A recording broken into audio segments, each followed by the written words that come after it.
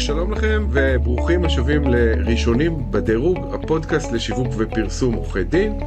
בתחום השיווק נהוג לומר, התוכן הוא המלך, והיום אנחנו נעסוק בחשיבות התוכן בשיווק.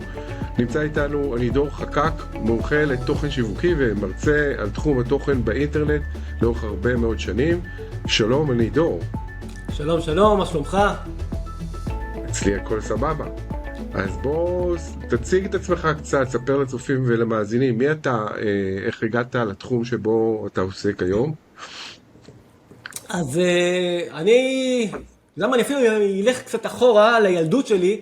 אני הייתי מילדי הפלא העיתונאים האלה, כל הילדות שלי הייתי כתב בעיתונים והכל, כך שבאופן טבעי נמשכתי מאוד לעולם התוכן מילדות. ואני קורא לזה לעולם התוכן, זה אומנם התחיל מתוכן עיתונאי, הייתי עיתונאי בתקשורת גם הכתובה, גם במדיה כילד, ואפשר להגיד שמאז אני מאוד מאוד התאהבתי בכל העולם הזה של להנגיש מידע. מה זאת אומרת? אתה הולך, כותב, מסקר משהו מעניין ומנגיש אותו לנחלת הכלל.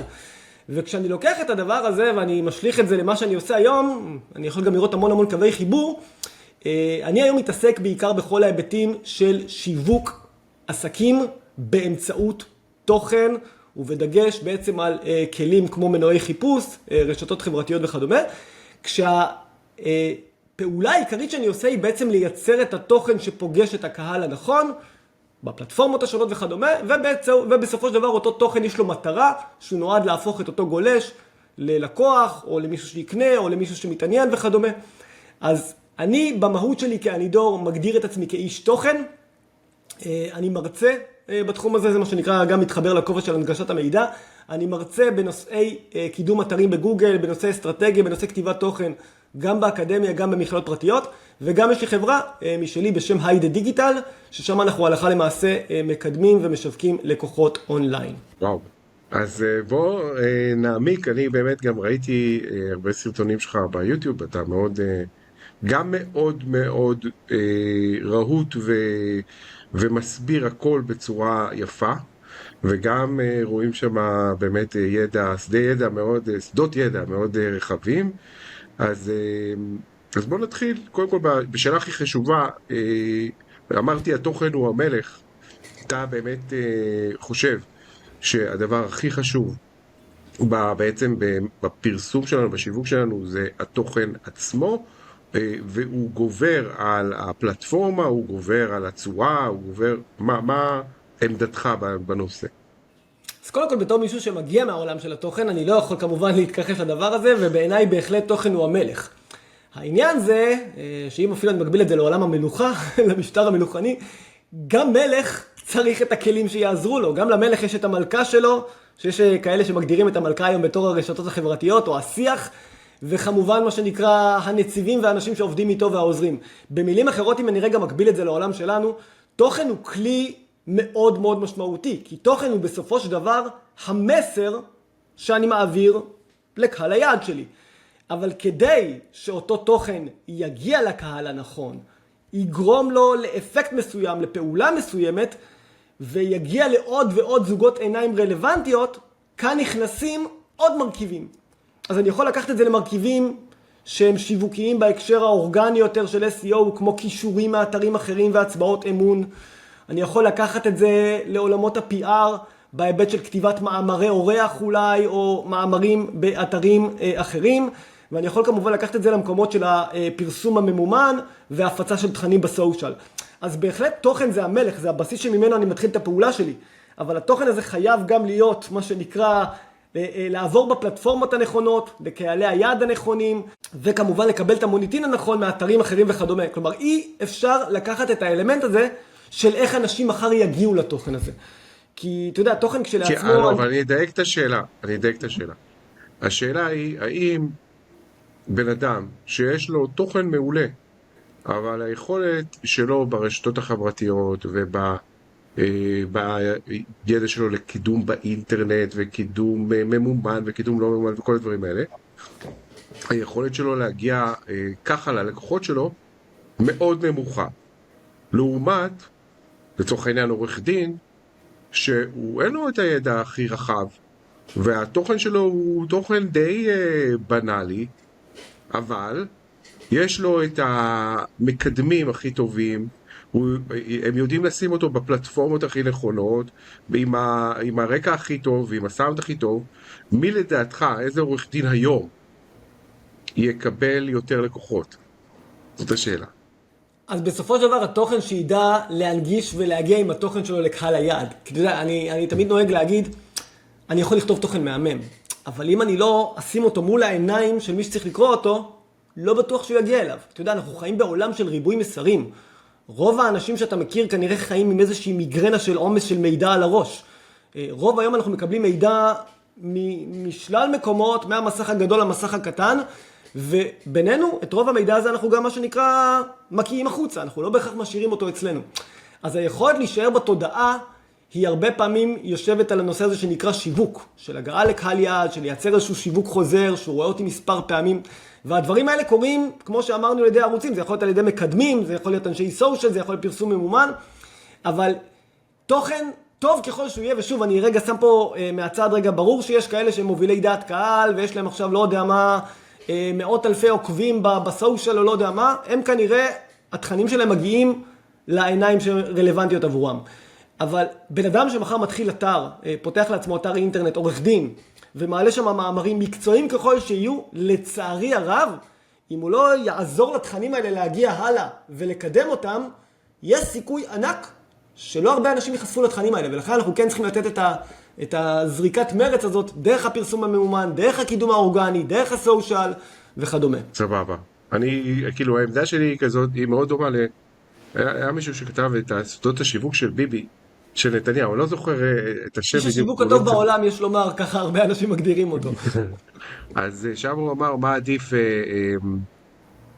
יכולת שיווק מעולה, אבל מוצר בינוני, לעומת יכולת שיווק בינונית ומוצר מעולה, והוא אמר, יכולת שיווק מעולה ומוצר בינוני עדיף, ובמקרה הזה אני מאוד מסכים איתו, ואני חושב שעורך דין שהיום סומך על התוכן שלו ועל הידע שלו, ולא משתמש באותם אנשי מקצוע שיכולים להנגיש אותו, יוותר מאחור, ורואים את זה מאוד, מאוד ברור בעולם של עורכי הדין, שאין מה לעשות היום, גיל וטכנולוגיה זה שני חצים הפוכים, וככל שאתה יותר מבוגר אתה פחות נוטה להיות או יכול או מרגיש נוח עם הטכנולוגיה ומצליח לאמץ את הטכנולוגיות, ורואים איך הדור הצעיר בעולם עורכי הדין תופס יותר ויותר נתחים של לקוחות על פני אותו דור או דורות של בטח בעולמות של הקניין הרוחני למשל וכדומה שקשורים לאינטרנט. בהמון מקומות, במשפחה, בפלילי, בכל המקומות האלה שאתה רואה עורכי דין ששנים נסמכו על המוניטין שיצא להם ועל הישגים מאוד גדולים שהם השיגו ללקוחות, אבל בעולם הזה שבו אנשים מחפשים עורכי דין דרך, או מוצאים אותם דרך רשתות חברתיות וגוגל וסרטונים, או סרטונים בטיק טוק בקיצון, אתה מתחיל לראות ואתה רואה מצוקה אצל עורכי דין יותר ותיקים שעוד לא הצליחו להתאים את עצמם טכנולוגית, ולכן הצורה פה מתחילה להיות יותר חשובה מהתוכן, או יש לה יותר כוח. לא אומר שזה לא חשוב התוכן, בכלל לא מבטל, אני אדם שמגיע מתוכן. אני רק רוצה להוסיף משפט לגבי מה שאתה אמרת, לגבי מה נראה המוצר הכי טוב או המשווק הכי טוב. אני אתן לך רק אנקדוטה קטנה שתעזור לך מאוד מאוד להסתכל על הדבר הזה. אומרים תמיד, אני לא המוצר הכי טוב. בסופו של דבר, בואו רגע להסתכל על משהו, על שני אלמנטים מאוד מאוד שכולנו מכירים. מקדונלדס, האם זה ההמבורגר הכי טעים בעולם והמוצר הכי טוב ברמת ההמבורגרים? לא, אבל כנראה שזה ההמבורגר שנמכר הכי בעולם. פיצה דומינוס, האם זו הפיצה האיכותית והטובה ביותר בעולם? לא בטוח. כלומר, הרבה פעמים אתה תיקח ואתה תראה שמי שבהכרח, או מי שמוביל את השוק או מוכר הרבה, הוא לא בהכרח מי שיש לו את המוצר הכי טוב. אז אני לא אומר שיהיה לך מוצר פח, אבל בהחלט שיווק טוב יכול לקחת מוצר שהוא לא הכי טוב ולשים אותו בטופ. אנחנו קצת דיברנו לפני השיחה בינינו וגילינו איזשהו מושג שאנחנו לא מסכימים על ההגדרה שלו, שמה שנקרא תוכן שיווקי. אני גם הצגתי אותך כמומחה לתוכן שיווקי. אז אני יכול להסביר מה אני חושב שזה תוכן שיווקי, ואתה יכול להפך או להפך, מה אתה מעדיף? או נריב לנו קצת, כן. אני לא, אני חושב שזה רק עניין מילולי, זה לא עניין לגמרי. של באמת זה מעניין. מהות. אבל כשאני אומר תוכן שיווקי, ואני אומר את זה ללקוחות, ואני גם אומר את זה פה בפודקאסט ובדברים נוספים, זה נישה מאוד מיוחדת, שעורכי דין גם לוקחים אותה בהרבה מקומות, זה לרכוש איזשהו מקום בתקשורת בכסף. ומה שנדמה להיות לא בכסף. אוקיי, עכשיו, תוכן תוכן בחסות. כן. עכשיו, זהו, שהמקומות בעבר, או באתיקה של התקשורת, כמה שהתקשורת יש לה עדיין אתיקה בשנים הללו, אז הרבה פעמים בתוכן שיווקי רשום תוכן מקודם ובשיתוף פעולה עם הגוף הזה והזה, אבל בהרבה מקומות גם אין את מה שנקרא גילוי נאות הזה. לגמרי. תסתכל על תוכניות הבוקר שיש לך. כל התוכניות בוקר, רוב האייטמים שם הם אייטמים ממומנים. נכון, נכון. אז אני לא יודע אם רוב, אבל אני יודע שיש, ויש הרבה, ואז אפשר לראות כל מיני מומחים שצומחים בצורה מאוד משמעותית, אגב, אחרי שהם רכשו את התוכנית בעצמם. זאת אומרת, אני לא מדבר על עולם המשפט דווקא, אלא בכלל, אז אפשר לראות מדור של איזשהו איש מקצוע באתר חדשות מאוד מאוד נגלש, שהוא עכשיו הופך להיות הסקסולוג של המדינה או משהו כזה, והוא פשוט שם את הכסף. עכשיו, זה נקרא תוכן שיווקי מבחינתי, אוקיי?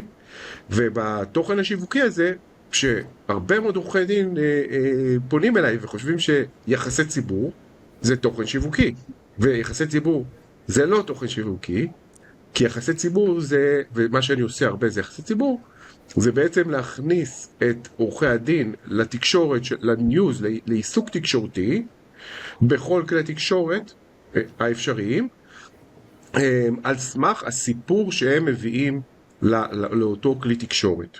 מה שנקרא יח"צ הקלאסי של פעם. נכון, יחסי ציבור, שזה ההגדרה של יחסי ציבור, ומה שבעצם, זאת אומרת, יש היום יחסי ציבור בסושיאל, זה משהו אחר, זה משפיענים, ואלה דברים אחרים. אבל למשל, אם אנחנו מדברים על משפיענים, אז אם אני עכשיו לוקח את המותג שלי ומשלם למשפיען כדי שהוא יראה אותו לעוקבים שלו, אני בעצם משתמש בתוכן שיווקי. אבל אם שכנעתי את אותו משפיען שהמטרה שלי היא חשובה חברתית, ושהוא, אם הוא מתנדב עכשיו להראות את היוזמה שלי, אז הוא בעצם גם מגדיל את התוכן שלו, וגם עושה משהו טוב בעולם, זה כבר יחסי ציבור. אוקיי? זה מבחינתי הקו. אז מה מבחינתך זה תוכן שיווקי? קודם כל, אני לא סותר את ההגדרה שלך, ובכלל, אתה מגיע לדבר הזה ממקום מאוד מאוד נכון, וזה גם אגב מתחבר למה שדיברנו מקודם, על האורגני או הממומן והדברים האלה, כי היח"צ של פעם הוא יח"צ הטבעי, האורגני. יש לי סיפור מעניין, אני מוצר מעניין, יש לי קונספט מעניין, אנשים רוצים לדעת עליו, ברגע שעיתונאי או גוף תקשורתי כזה או אחר שומע עליי, בא לו לדבר עליי כי זה מעניין את הקוראים שלו, ואז כביכול האייטם הזה עולה בחינם, וזה PR קלאסי ויח"צ קלאסי, זה נהדר וזה קורה. עכשיו, אפשר גם לחבר את זה לעולם המשפיענים. אני יכול לעבוד מול חלק מהמשפיענים בצורה אורגנית, כי הם רוצים להביא לעוקבים שלהם משהו מעניין, ואני יכול להגיע להם בצורה ממומנת. בכל הזירות בסופו של דבר יש את הזירה הממומנת, יש את הזירה האורגנית. גם ה-PR הקלאסי שאתה מדבר עליו, לצערי ולצערך ולצערנו, הוא הרבה פעמים ממומן היום. אוקיי? אפשר להסתיר את זה תחת הרבה מכבסות מילים של תוכן בחסות, תוכן ממומן. אני גם תמיד אוהב את הדבר הזה שאתה רואה איזה מישהו שעולה בפייסבוק, איזה כתבה מדהימה כתבו עליי, תוכן בחסות. עכשיו, רוב האנשים גם לא באמת רואים את האותיות הקטנות האלה, אז אתה יודע, זה גם מתחבר למה שאתה אמרת מקודם, שגם אם זה באמת בתשלום, זה קצת בהסוואה הדברים האלה. אז קודם כל זה יכול להיות בכמה גישות, אני כמובן גם מחפש את הגישה הטבעית, אבל אי אפשר להתעלם מהעובדה, ויגידו לך את זה הרבה אנשי יח"צ של פעם, שיותר קשה להשיג היום את אותם אייטמים חינמים, ואפילו בעבר אני יכול להגיד לך שאנשי יח"צ שהיו פונים אליהם הרבה פעמים, שאם אתה כבר מעלה שם התוכן, אז שיקשר לאתר של הלקוח. גם אתרי החדשות הבינו את העניין הזה טוב טוב, הם יודעים שלקישורים יש כוח, ופתאום אם אתה בתור איש PR או יח"צ תבקש שגם יהיה קישור, רגע, אתם מדברים עליי, תקשרו אליי, פתאום יגיד לך, עד כאן. אם אתה רוצה קישור, בוא תשלם כסף, אם אתה רוצה פיקסל פה, אם אתה רוצה טופס פה, זה כבר דברים אחרים. אז קודם כל, כולם רוצים כסף, ואפשר גם לראות את הגחמנות הזאת של כל אתרי החדשות בצורה מובהקת בשנים האחרונות. אם פעם זה היה, וואו, יש לך תוכן בוויינט, כל אחד יכול היום שיהיה לו תוכן בוויינט ובוואלה ובמאקור, כל שאלה של כמה הוא מוכן לפתוח את הכיס, וזה מגיע כמובן גם לתוכניות הבוקר בטלוויזיה מחר. אז זה קודם כל בהיבט הראשוני הזה של תוכן שיווקי, של מה ההגדרה של זה ברמה של בתשלום או לא בתשלום, שזה העיקר מה שנקרא ההבדלים ביני לבינך בהסתכלות, או הדילמה שהייתה לנו בהגדרה הראשונית. אני רוצה רגע לקחת את זה, אבל למקום השני שאני מסתכל יותר על תוכן שיווקי. בעיניי, קודם כל תוכן שיווקי זה תוכן שנועד להעביר מסר שיווקי, כולנו מבינים את זה, הוא רוצה בעצם למכור משהו, לגרום לאנשים להכיר איזה שירות מסוים וכדומה. הוא יכול כאמור לעשות את זה באופן גלוי ואגרסיבי, עם פרסום, שלטי חוצות, באנרים, מה שאתה לא רוצה, והוא יכול לעשות את זה כמובן במסווה. כשאני קורא לתוכן שיווקי, תוכן שיווקי או במסווה, אני בעצם מאוד מאוד אוהב להתחבר להגדרה הוויקיפדית. ההגדרה הוויקיפדית של תוכן שיווקי זה פרסומת סמויה. זה שיווק סמוי. עכשיו, מה הכוונה? זה לא שיווק סמוי שרשום מלמטה תוכן בחסות ולא רואים את זה כי זה באותיות קטנות. מבחינתי, תוכן שהוא בעצם פרסומת סמויה, זה בעצם תוכן שמוכר בין השורות. ופה אני רוצה רגע לעצור ולהסביר כי זו נקודה מאוד מאוד חשובה להבנה. אם אני מסתכל עכשיו על הצמד המילים הזה, תוכן שיווקי, זה בעצם צמד מילים שמורכב משתי מילים. תוכן ושיווק. עכשיו ברגע שאני מחבר את השניים האלה ביחד, אני מבין שכדי לכתוב תוכן שיווקי, אני קודם כל צריך להבין שיווק. וזה הם כל הבעיות או ההצלחות או הכישלונות של כל תוכן שיווקי שנכתב. כי ברגע שאתם תכתבו תוכן שיווקי בהבנה השיווקית, עכשיו בואו רגע נבין מה זה הבנה שיווקית.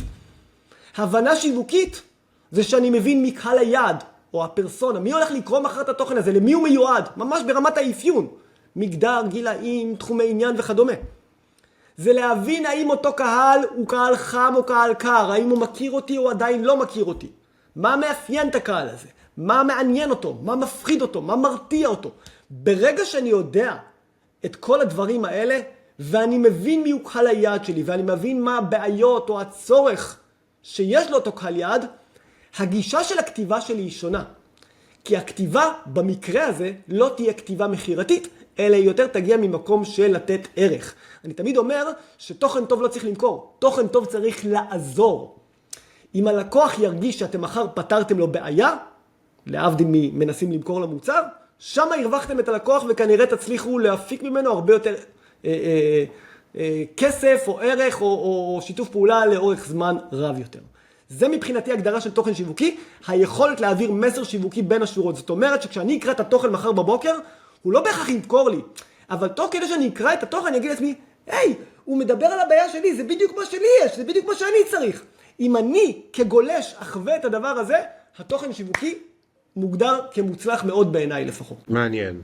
עכשיו, בעצם היכולת שלנו להבין את הקהל יעד שלנו, את הדרך שבה הוא קורא את הדברים, מה בעצם יגרום, מה הוא רוצה, מה הוא צריך, למה הוא בא לקרוא את התוכן, ואיך באמצעות התוכן שאנחנו נותנים, אנחנו בעצם מצביעים על עצמנו כמישהו שיכול לעזור לו במקומות שהוא לא מצליח לעשות בעצמו. לגמרי. זה מעניין. עכשיו, אתה, כמו שהצגת את עצמך, אתה עוסק בתוכן השיווקי, או בתוכן. בוא תגיד פחות או יותר מה אתה עושה, כאילו מה העסק שלך, היידה, עושה. אז היידה מלשון להתקדם. אני דואג לאנשים שיתקדמו אונליין. זירת ההתמחות העיקרית שלי היא גוגל. ופה רגע אולי שווה רגע לעשות רגע צעד אחורה, רגע אם כבר מסתכלים על שיווק. בשיווק יש שתי צינורות עיקריים להגיע לגולשים. יש פול ופוש, אולי שמעתם על הדברים האלה בעבר. פול זה אומר שאני מושך אליי את לקוחות הפוטנציאלים שלי על סמך מה שהם מחפשים, מידע שהם רוצים לקבל. אני לרוב מדבר על ערוצים כמו מנועי חיפוש, שבן אדם בא ואומר, אני עכשיו מחפש פרגולה בנתניה, או מורה למתמטיקה. ויש את הגישה השנייה שהיא גישת הפוש, שהיא יותר אופיינית לרשתות החברתיות, שבה אני בעצם יודע דברים עליך, ואני דוחף לך מסרים. לצורך העניין בפייסבוק רשום עליך שאתה בסטטוס engaged, אני אציע לך עכשיו אולם לחתונה.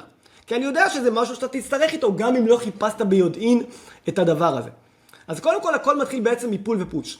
אני, במהות שלי, יותר נמצא בזירה של פול, כלומר, אני מייצר את התכנים שיגיעו לעיניים הנכונות על סמך הביקוש של הלקוחות, דרך מנועי חיפוש. אבל באותה נשימה, ופה אפשר כבר להתחיל למנות ולפרוט את התכנים השונים שמגיעים לקהל היעד, תוכן בסופו של יום יכול גם להגיע מחר בפוש בשלל אפשרויות. דיברנו על רשתות חברתיות מקודם, אני יכול להזכיר פה באותה נשימה קידום של מאמרי תוכן באמצעות פלטפורמות, כמו טבולה, כמו Outbrain, אם שמעתם, שזה גם סוג של, אני אקרא לזה יח"צ בתשלום, סוג של PR בתשלום, והסיבה אגב שאני מאוד מאוד אוהב את טבולה ו-Outbrain, כי זה בעיניי הרבה יותר מתחבר למהות של תוכן שיווקי. כי אתה לא משווק שם מסר שיווקי גרדה של, היי, זה אני, בוא תקנה אותי. אלא אתה מייצר איזשהו תוכן, מושך קהל יעד רלוונטי דרך התוכן, ואתה אומר, רגע, אם התוכן הזה מעניין אותך, כנראה שהמוצר הזה יתאים לך. והרבה פעמים דרך אגב, טבולה ו-Outbrain אגב, הם פלטפורמות נהדרות לגלות קהל. אני אסביר את הדבר הזה, אני בזמנו קידמתי את אלן קאר, של ההפסקת עישון. ואני חושב שהייתי מקדם אותם בגוגל על כל הביטויים הקלאסיים של הפסקת עישון, גמילה מעישון. אבל שמתי לב מהר מאוד שיש תקרת זכוכית. כי לא כל המעשנים מחפשים בגוגל להפסיק לעשן. ואני רוצה להגיע אליהם. איך אתה תגיע למישהו שלא מחפש אותך? אתה צריך לגלות אותו. איך תגלה אותו? באמצעות התחומי העניין שלו. אני יצרתי בזמנו סדרת מאמרים, כמו איך להסיר ריח סיגרות מהידיים. עכשיו, אם בן אדם נכנס ל-ynet וראה למטה איך להסיר ריח סיגרות מהידיים ולחץ על זה, אני יודע עליו דבר אחד, הוא מעשן, או שבעלה או אשתו או לא יודע מה מעשנים. זה אני יודע, ואז אני יכול לייצר להם משפך שיווקי שלם שבנוי על הידיעה הזאת. אז כשאנחנו מסתכלים על תוכן, קודם כל יש את הערוץ של התוכן השיווקי שאני מתעסק איתו, הוא מתאים בעיקר מה שנקרא לדפי נחיתה, שבטח גם נדבר על זה בהמשך, ויש את הנושא של כתיבת מאמרים מקצועיים. שכתיבת מאמרים מקצועיים, אל תזלזלו בזה. כמובן שאני יכול להגיד שבדור העמלק של היום כולם מעדיפים לצפות בסרטון. אבל בסופו של יום, בשורה התחתונה, אנשים רוצים לקבל מידע. ואותו מידע שהם צורכים ממך, עוזר להם לגבש דעה, האם הם סומכים עליך או לא.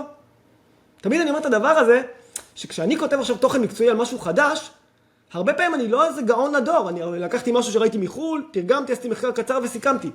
אבל כשאתה קורא את התוכן הזה ממני, אתה באותו רגע משייך ומנחס את המידע הזה אליי. זאת אומרת, אני דור נתן לי את המידע הזה, הוא תותח, אני סומך עליו. כלומר, היכולת שלי להנגיש, להביא מידע בעולם התוכן המקצועי שלי, יכול לעזור לי מחר בבוקר או לך כעורך דין, להפוך לאוטוריטה בתחומך. ואוטוריטה זה דבר חשוב, כי זה מתחבר למשהו מאוד מאוד בסיסי בשיווק שנקרא אמון. כשאני תופס ממך אוטוריטה, אני פחות חושד בך שאתה חאפר, שלצערנו הרב בישראל, החשיבה הראשונית שלי על רוב האנשים זה חאפר שרוצה לגנוב לי את הכסף. איפה הקאץ'? איפה הקאץ'? ממש ככה. כן. אז, ואני רואה את הדברים, תמיד אני אומר את הדברים, זה כמו שאתה גם אפילו בשיחה איתי ואחרים, אתה מגדיר מומחה. אני מאוד מאוד סולד מהמילה מומחה, כי בעיניי רוב המומחים בארץ זה אותם אנשים שבאים, אתה יודע, איך עושים $500 ב3 דקות עבודה. זה לא מומחה. אוקיי? אז כשאתם מייצרים תוכן מקצועי לאורך זמן ואתם עקביים, ככל שיעבור הזמן, אתם תצברו את המומחיות שלכם. ואז אתם תרגישו את זה טוב מאוד בשיחות טלפון. תמיד אני אומר, אם מחר שני אנשים יכולים להתקשר אליי כלידים אליי. יש מי שהתקשר אומר, שלום, הגעתי ל-ID דיגיטל, זה בן אדם שסליחה על הביטוי הולך לאכול לי את הראש ולא בהכרח להוציא כסף. ולהבדיל אלפי הבדלות, יש בן אדם שהתקשר, שלום, הגעתי לאנידור, זה בן אדם שמגיע מוכן ומבושל. הוא קרא מאמרים, הוא צפה בסרטון, הוא קיבל המלצה, הוא היה בהרצאה, הוא לא מגיע אליי ממקום החשדני של מי זה הנידור הזה ומה הוא רוצה ממני. ותוכן, יש לו את היכולת, וזה מתחבר אגב לתוכן הוא המלך, יש לו את היכולת למצב אתכם כאוטוריטה, כאנשי מקצוע אמינים ואיכותיים בתחומכם.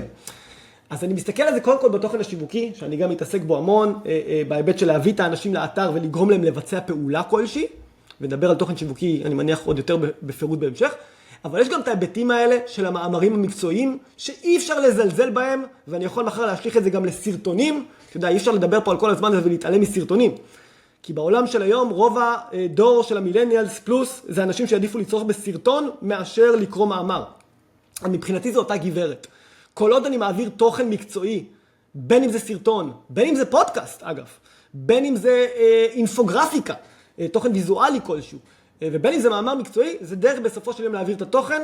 אני במהות שלי פחות איש עיצובי והפקות וידאו, אז אני יותר מתעסק במילה הכתובה, בטקסט הכתוב, אבל בסופו של דבר, לכל האלמנטים האלה יש את אותו אפקט. הסרטונים והוויזואל יעבוד כנראה יותר טוב בסושיאל, בעוד שהתוכן הטקסטואלי יעבוד יותר טוב כנראה בגוגל ובמנועי חיפוש. עכשיו, אתה דיברת קודם על משפך שיווקי. מה שאני מאמין רוב הצופים והמאזינים כבר יודעים שמשפך זה בעצם לקחת איזשהו עניין רחב עם קהל שיש מגלה עניין ברמות שונות בתחום מסוים, ולאט לאט להוציא ממנו את אותם לקוחות פוטנציאליים, לחמם אותם ולהביא אותם למצב שבו הם בסוף ייצרו קשר, יקבעו פגישה ויהפכו ללקוחות בפועל. ומן הסתם זה משפך בגלל שזה הולך ומתמעט ככל שאנחנו יורדים לרזולוציות של הלקוח. השאלה אם אתה אחראי רק על התכנים, או שגם אתה יודע ואתה עושה ואתה מבצע בעצם את המשפך עצמו, שבעצם בא ואומר אוקיי, אז היה לנו מישהו או מישהי שרוצה להוריד ריח של סיגריות מהאצבעות, אבל המאמר השלישי כבר יהפוך אותה למתעניינת אולי בהורדת אי-בוק של מהם 10 הצעדים. אז אתה כותב את 10 הצעדים, או שאתה גם עושה בעצם את אותו... אתה ממש מתכנן את כל המשפך. את אותו תכנות של... אתה ממש מייצג את כל התהליך. אז קודם כל צריך לתכנן את זה אסטרטגית, את כל המשפך, ולהבין מה אנחנו רוצים ואיזה שלבים. ואגב, גם צריך להגיד באופן כנה, זה לא תמיד עובד. זה המון עניין של ניסוי וטעייה. אני בודק איזה משפך יעבוד לי. האם אני מייצר את כל התהליכים? לא בהכרח, כי לפעמים חלק מהתהליכים האלה הם בכלל תוכן של סרטונים. ואני לא בהכרח בן אדם שמפיק סרטונים ביום יום שלו. אבל איך שלא תסתכל על זה, אתה כן רוצה לבנות פה איזשהו תהליך מובנה. הסיבה היא שאתה רוצה לייצר תהליך מובנה, היא ששיווק לוקח זמן. יש הרבה אנשים שחיים באיזשהו אילוז'ן, שהנה אני בא, אני מעלה אתר, ויאללה מחירות ואני אשיר ואיזה יופי. אבל זה לא עובד ככה באינטרנט, על אף שזה נראה כזה מפתה והכל קל ודיגיטל ופייסבוק ולא יודע מה. בשורה התחתונה, שיווק זה מערכת יחסים, ויגיד לכם את זה כל בן אדם שמתעסק טיפה בתוכן, יש המון פסיכולוגיה מאחורי שיווק. אני הרבה פעמים אפילו אוהב להקביל את זה לעולם הדייטים והזוגיות. כשם שאתה לא יכול לבוא למישהי ברחוב ולהגיד לה, היי, תתחתני איתי בלי שהיא יודעת מי אתה, תזמין אותה, קח אותה למסעדה, תקנה לה פרח, תשקיע, תהיה רומנטית, תבנה איזשהו תהליך, כדי בסופו של דבר לייצר את המחויבות מהצד שלה. ככה גם בשיווק. אני לא יכול לבוא לבן אדם שמעולם לא ראה אותי ולהגיד לו, היי, מה קורה? תביא את האשראי שלך, תן לי כסף. זה לא יקרה, מי אתה? ואני חוזר עוד אחורה לחאפר של וכל הדברים האלה של האמון. כלומר, צריך לראות פה איזשהו תהליך של הבניה. עכשיו, זה נכון שיש מוצרים שהם יותר ספונטניים מאחרים. אני יכול על פניו מחר לטרגט אותך בפייסבוק ולהגיד, אני רואה שבקרוב אשתך יש לה יום הולדת, אולי תפתיע אותה בסוף שבוע בערובה או לא יודע מה, ויאללה, הנה ספונטניות שעבדתי פה על משהו רגעי נקודתי. ברוב המקרים מדובר בתהליך ארוך יותר. זה כמו שפעם קידמתי למישהו לעשות מנוי לעיתון שלו. ובפעם הראשונה אמרתי, בוא נעשה, אלינו מודעה בגוגל, היי, אתה רוצה מסרים כאלה וכאלה, תירשם פה, טטטה. אף אחד לא קנה. מי אתה? למה שאני אעשה לך מנוי? אני לא מכיר אותך בכלל. אבל ברגע שהוא קיבל דוגמית, והוא ראה 2-3 דברים, והוא שמע 2-3 דברים, הוא אומר, הבנתי, מעניין אותי, אני רוצה. אז יש פה תהליך, וקודם כל צריך לתכנן אותו. ואני אתן לך אפילו עוד דוגמה שתעזור להמחיש את זה. בעבר קידמתי מישהו שמתעסק בהחזרי מס. החזרי מס, כולנו יודעים, תחום, איך נגיד, מעט אפור. אוקיי? והוא אמר לי, אני רוצה שתביא לי אנשים לפגישות. בוא, אני רוצה להיפגש עם אנשים, ואני אציע להם החזרי מס.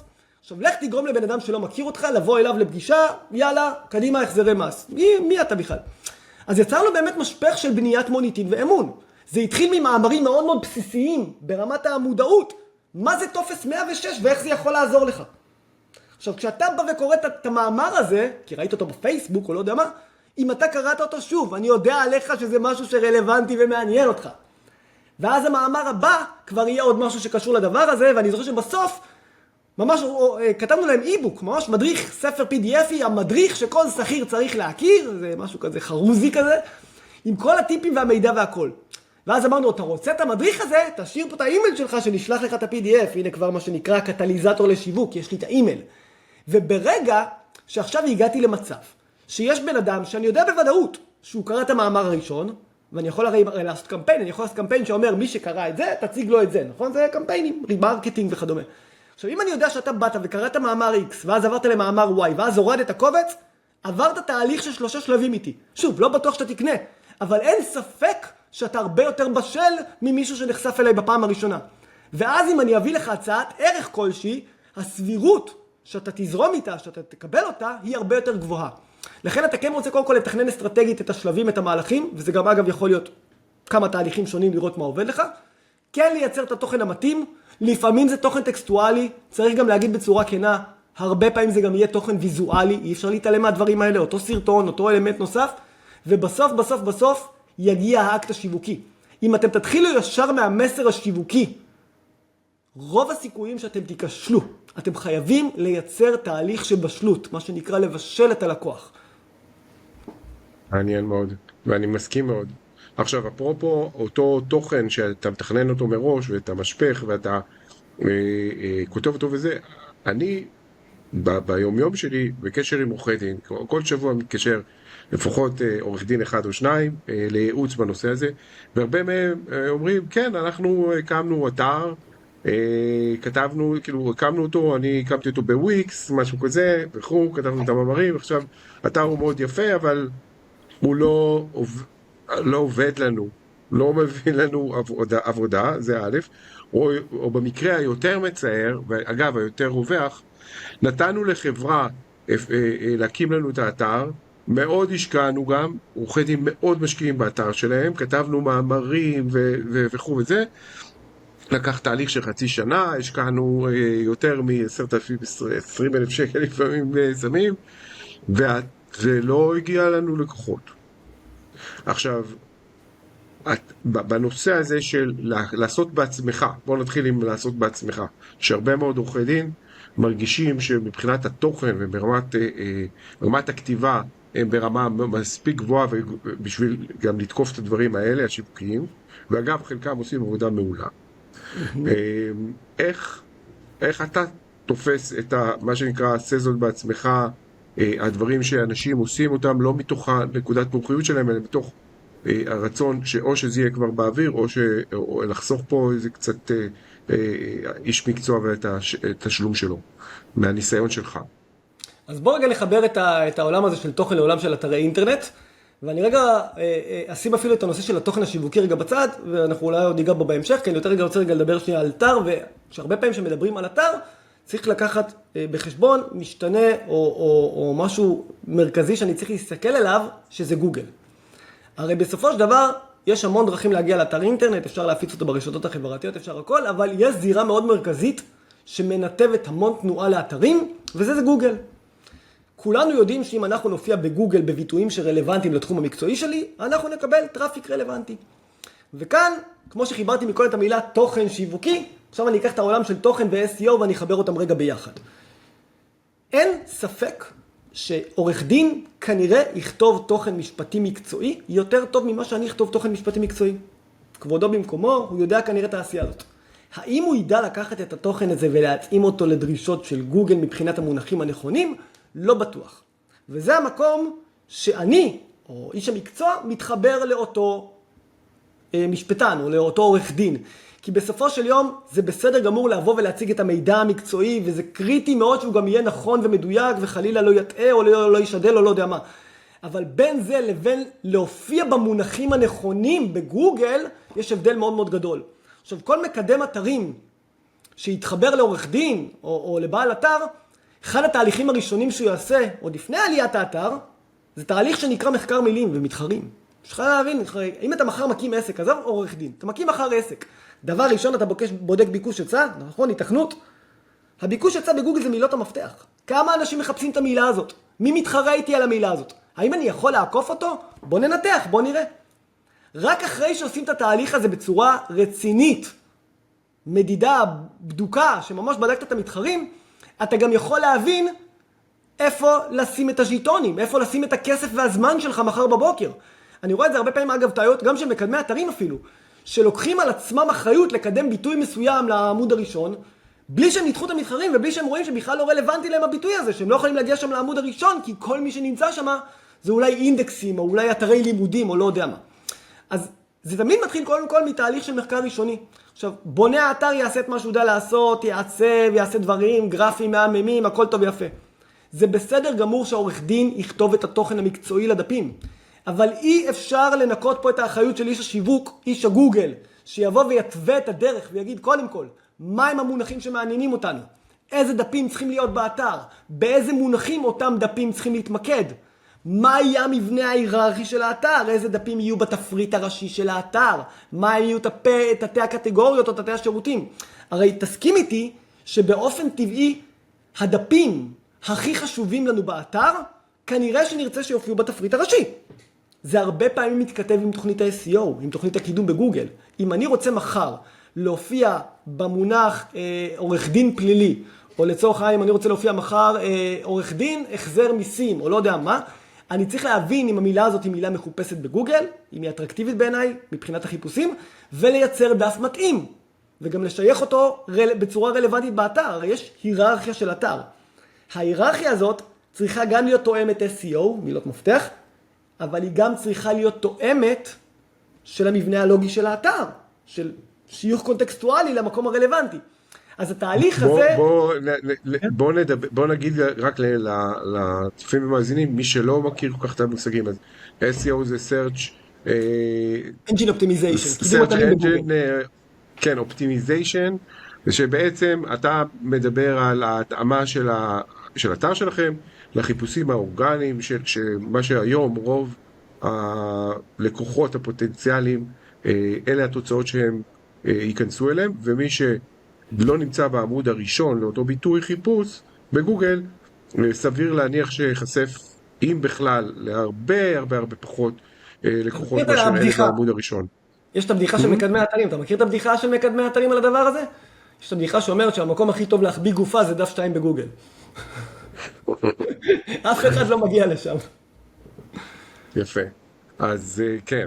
אז באופן עקרוני אתה מדבר על הדבר הזה, ואתה בעצם אומר שאותה ארכיטקטורה של אתר, זה מה שגוגל בודק ורואה, ולמי שיש ארכיטקטורה נחותה, יהיה לו הרבה יותר קשה להתברג באותן תוצאות ראשונות, נכון?